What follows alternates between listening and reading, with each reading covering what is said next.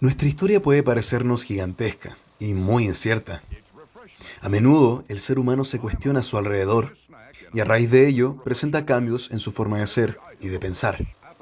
No por nada estamos donde estamos, ya que hemos ido evolucionando, utilizando cada recurso y circunstancia que se nos fue dada. Y a través de nuestro ingenio, creatividad e inteligencia, construimos peldaño por peldaño la sociedad artística y simbólica de hoy en día. Pero, ¿a qué quiero ir con esto? Bueno, quédate que te cuento.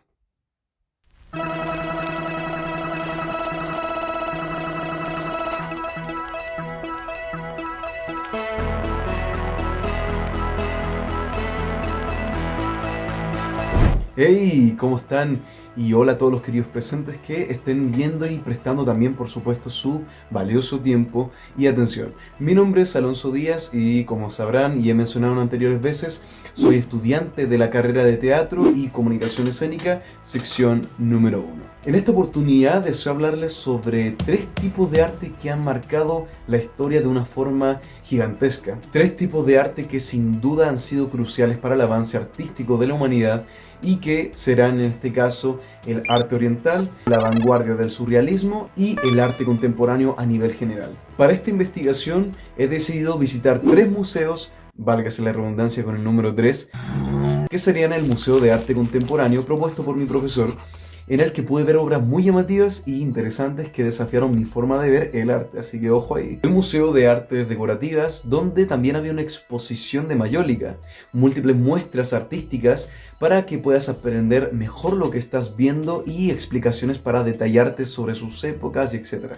Por supuesto, todas las exposiciones tenían un cuidado envidiable, así que ahí mis aplausos. Y finalmente lo que visité vendría siendo el Museo de la Solidaridad Salvador Allende, que si bien no es un museo de arte como tal, sí que pude contemplar muchísimo arte contemporáneo, muchísimas vanguardias, y eso por supuesto que ayudó a mi investigación a finalizarse.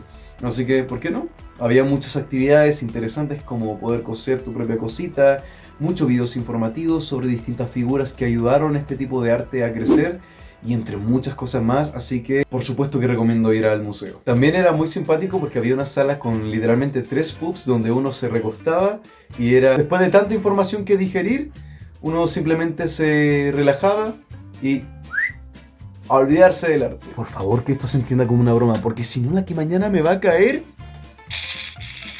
Para mí personalmente creo que el conocimiento se desarrolla muchísimo, en mucha medida, viendo a otros referentes y pudiendo aprender de su tipo de arquitectura, de su mentalidad, de su cosmovisión, bla, bla, bla, bla, bla, bla. De todo lo que mencionaremos en este video, ver ese tipo de arte es muy bueno. Así que, ¿por qué no? Los dejo cordialmente invitados a esos museos que acabo de mencionar. Sin más dilación, demos comienzo con el arte oriental.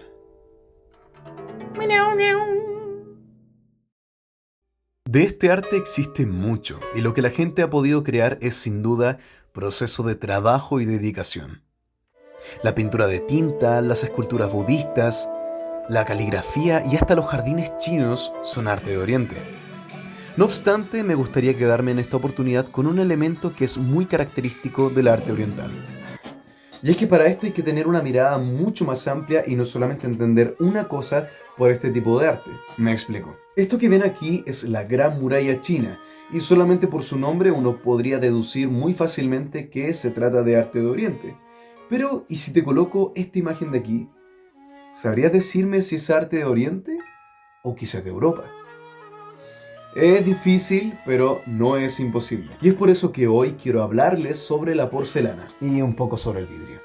En el caso del vidrio fue utilizado en la antigua China para simular piedras preciosas, pero luego de la construcción del Palacio Imperial de Pekín en el año 1680, se tienen antecedentes del comienzo de la utilización del vidrio para usos más diversificados.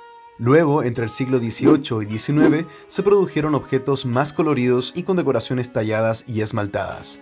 Una expresión artística relacionada es esta botella de rapé, del año 1900 aproximadamente. Resulta ser un snuff bottle del artista Mao Xiaoshuang.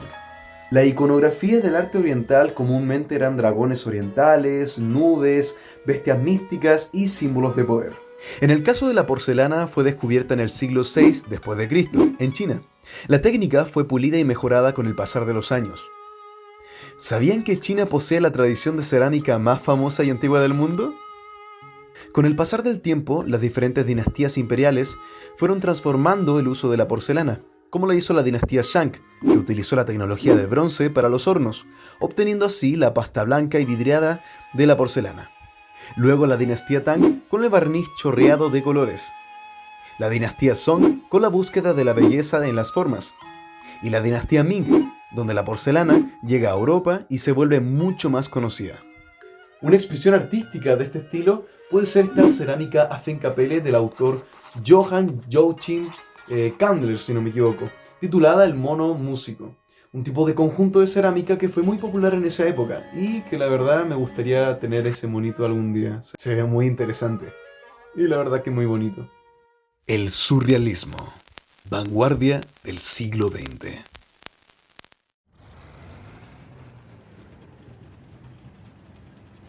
Primera Guerra Mundial y el caos se desata. André Breton, poeta y psiquiatra de 19 años, conocido como el padre del surrealismo, aunque el primero en utilizar el término fue Guillaume Apollinaire en 1917. Breton, traumado por esta guerra, empezó a cuestionar la forma de pensar del resto, ya que ¿cómo era posible que el ser humano pensase así y todo condujera a la guerra inexorable? Fue así como encontró el dadaísmo, una corriente artística pero también filosófica de valores anarquistas y críticos de la sociedad. Tiempo más tarde, Breton tuvo un sueño, donde un hombre era cortado por una ventana. Esto, y el impulso por hallar un movimiento artístico y literario que liberara al ser humano de las ataduras de la lógica, la razón y la moral burguesa, terminó por llevar a Breton a fundar el surrealismo en 1924. Para comprender el surrealismo podemos ver la definición de Breton en el primer manifiesto del surrealismo, como automatismo psíquico puro, por medio del cual se intenta expresar verbalmente o por escrito o de cualquier modo el funcionamiento real del pensamiento. El surrealismo lo que busca es romper con la forma tradicional de pensar. Al surrealismo se le ve extraño, ya que el cerebro no está acostumbrado a ver las cosas de esta manera. Hay una parte consciente que suprime a la inconsciente, ya que, en palabras de Sigmund Freud, la mente se volvería inestable. De hecho, se asemeja mucho a la IA, ya que puedes ver esto y pensar que la distorsión es el surrealismo, y no es tanto eso el núcleo. Para comprender mejor esta corriente artística, tenemos a uno de los grandes exponentes del surrealismo, que vendría siendo la persistencia de la memoria. Esta vez sí lo dije bien. Del famoso Salvador Dalí. Pero también existe una obra muy famosa del tan aclamado René Magritte, titulada La traición de una imagen. En ella explícitamente podemos ver que dice esto no es una pipa. Lo que ustedes ven acá es literalmente una pipa. Entonces, ¿qué quiere decir? Eso da básicamente a entender que el surrealismo no son solamente imágenes desordenadas, que si bien es una de las ideas principales para poder corromper la manera tradicional de ver el arte, también son formas de poder ver el mundo de una forma más filosófica y mental. El arte contemporáneo. Quizás sea el apartado que más por encima hable, pero no por eso menos importante. El arte contemporáneo surge en el año 1800 hasta la actualidad, y no sería hasta el año 1900 donde oficialmente se le podría acuñar, o más que nada se le podría decir arte contemporáneo de manera más legítima. ¿Y esto por qué? Porque en ese año surgen las primeras vanguardias, y esto es ya básicamente neta exploración humana del arte. Ya no es básicamente expresar por medio de la naturaleza o los dioses, sino que ya es netamente puro, lleno, exploración artística, y ya es ahondar en un tema donde surgen las vanguardias como el expresionismo, el cubismo, etcétera, etcétera, etcétera, etcétera. Luego el arte abstracto potenciado y se dice que fundado por Pablo Picasso. En resumen, la forma de conllevar este arte ya es mucho más amplia y vasta, y no se limita a las reglas tradicionales del renacentismo o del arte antiguo, por ejemplo. Quisiera esclarecer un punto muy importante, y es que la palabra neo, o el prefijo, mejor dicho, va a ser súper relevante en el arte contemporáneo y de hecho en toda la historia del arte. Déjenme les explico. La palabra neo viene del griego neos, que significa nuevo, renovado, etc. Todos los derivados de nuevo o renovado aplican. Esto que nos da a entender de que las arquitecturas o el arte de hoy en día no es necesariamente clásico. Y acá un ejemplo. Una de las arquitecturas más famosas es el Big Ben, ubicado en Londres. Y aunque es gótico, no es de arquitectura gótica clásica, es de arquitectura neogótica. Y es súper importante saber eso para no confundirlo. Un ejemplo mucho más cercano es el Teatro Municipal de Santiago, que no es de arquitectura clásica, es de arquitectura neoclásica. Habrá sido en el año 1800, 1900 por ahí, y también tiene inspiración francesa. Así que es súper importante porque a lo largo de la historia esto va a ser impresionante e imprescindible. Algunos hitos importantes del arte contemporáneo serían: en el año 1962 se presenta la primera exposición importante del pop art, o el arte pop, justamente en Nueva York. Por el año 1950 y en 1960 también se hacen presentes el hiperrealismo y el arte conceptual. En 1989 ocurre la caída del muro de Berlín, y esto genera la apertura del arte a lo global enteramente. En la década de los 80 y 90 nace el arte postmoderno, guiado por artistas como Cindy Sherman, Barbara Kruger y Jeff Koons.